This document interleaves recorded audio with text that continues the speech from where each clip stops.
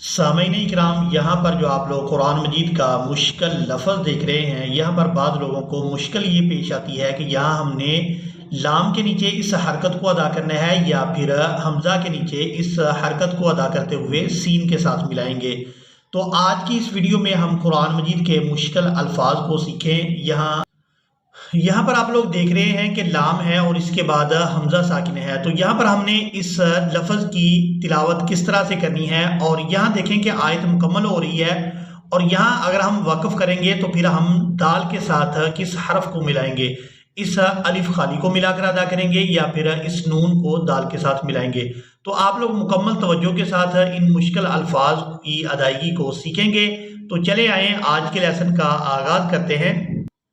यहाँ पर आप लोग सबसे पहले पारा का नाम और सूरा का नाम ज़रूर नोट कर लें ताकि आप लोग कुरान मजीद के इन मुश्किल अल्फाज को बाआसानी तलाश कर सकें।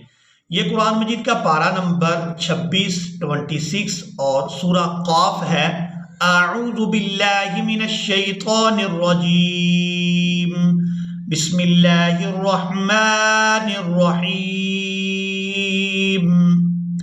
अलक़िया फ़ी जहन्नम, अलक़िया फ़ी जहन्नम कुल्ल कफ़्फ़ारिन अनीद, कफ़्फ़ारिन अनीद।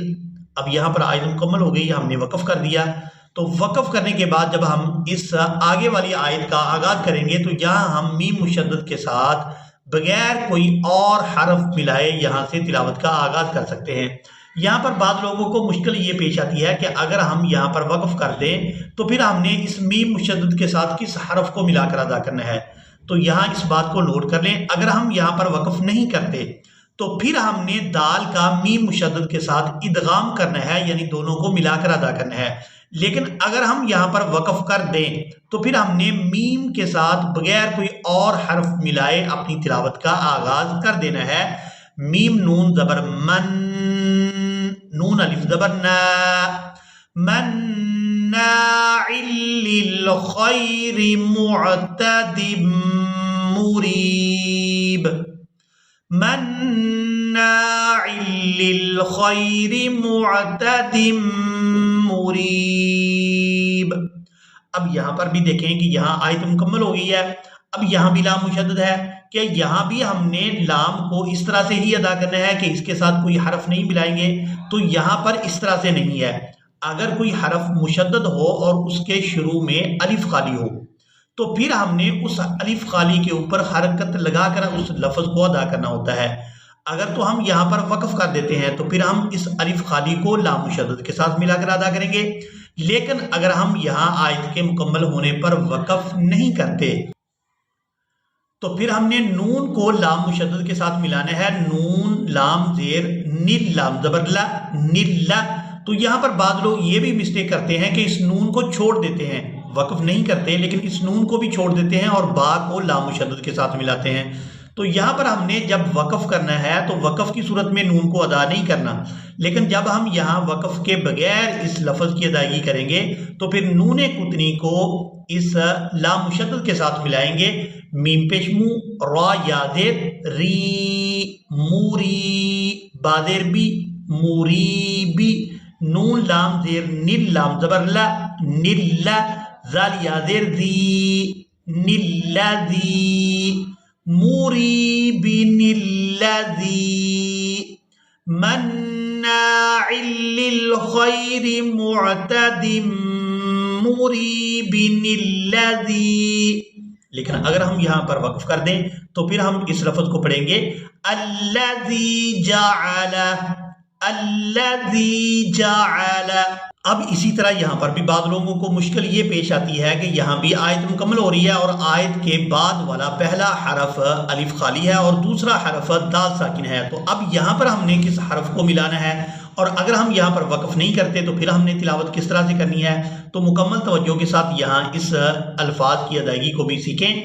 मन खशियर रहमान बिल गैबी, बिलग़ैबि वजाअ बिक़ल्बिम मुनीब।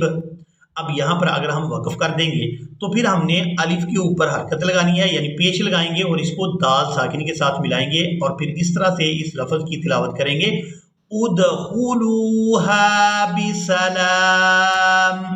लेकिन अगर हम यहाँ पर वक्फ नहीं करते तो फिर हमने बा को अपनी हरकत के साथ ही अदा करना है और इस नून को दाल साकिन के साथ मिलाएंगे और हमने फिर इन अल्फाज की तिलावत इस तरह से करनी है, बिक़ल्बिम मुनीबिन इदखुलूहा बिसलाम वजा बिक़ल्बिम मुनीबिन इदखुलूहा बिसलाम।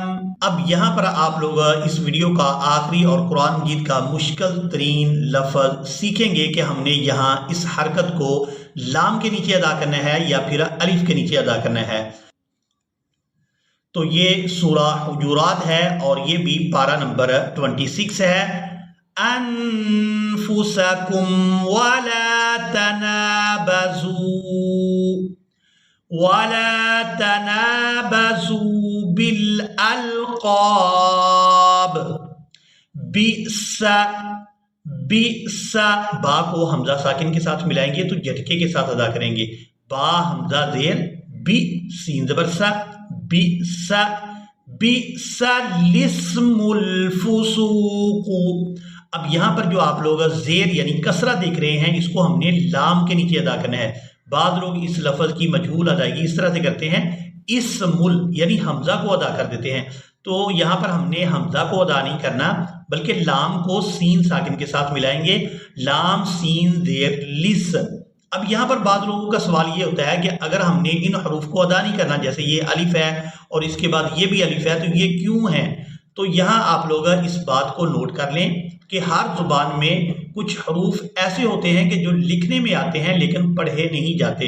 तो इसी तरह यहाँ पर जो अलिफ है या फिर ये अलिफ है, ये यहाँ रस्मुल ख़त है, इनको अदा नहीं करेंगे। लाम को हमने सीन साकिन के साथ मिलाना है, लाम सीन जेर लिस, मीम लाम पेश मुल, बिसलिस्मुल फुसूक़ु बअदल ईमान। अब यहाँ पर हमने लाम को या के साथ नहीं मिलाना, लाम पहले वाला था जो कि साकिन है और ये जो कसरा है ये हमजा के नीचे है, यानी ये जो अलिफ है इसके नीचे कसरा आ गई है तो अब ये हमजा के अंदर बदल गया है। तो इसको अब हमने या साकिन के साथ मिलाना है, हमजा या जेर ई। अब यहाँ हमने लाम नहीं अदा करना, बअदल ईमान। बाद लोग इस लाम को अदा करते हैं, हालांकि लाम जो है ये दाल के साथ हम मिला रहे हैं और यहाँ जो अलिफ है इसके नीचे जेर है तो इसको अब हमने या साकिन के साथ मिलाना है, बअदल ईमान